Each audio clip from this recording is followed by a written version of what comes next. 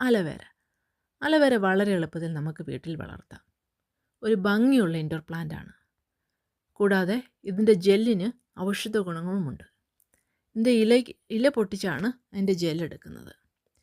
ചെറിയ പൊള്ളലോ സൺബേണോ അല്ലെങ്കിൽ സ്കിൻ ഇറിറ്റേഷനോ ഒക്കെ ഉണ്ടാകുമ്പോൾ അതിൻ്റെ ഇല പൊട്ടിച്ച് ജെല്ലെടുത്ത് തേച്ചാൽ അത് മാറിക്കിട്ടും.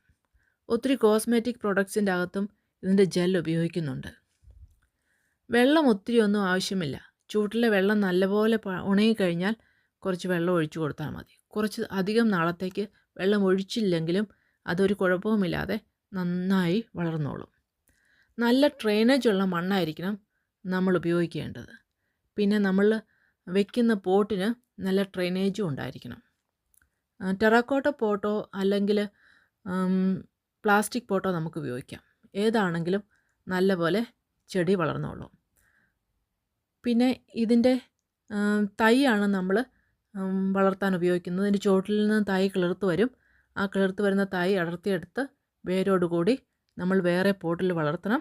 എന്നിട്ട് കുറച്ച് നാൾ കഴിയുമ്പോൾ നമ്മുടെ ഈ ചെടി വളർന്ന് വലുതായി ഹെവിയായി മറിഞ്ഞ് വീഴാനൊക്കെ തുടങ്ങുമ്പോഴാണെങ്കിൽ നമ്മൾ പുതുതായിട്ട് വളർത്തിക്കൊണ്ട് വരുന്ന ചെടി എടുത്ത് നമുക്ക് റീപ്ലേസ് ചെയ്യാം.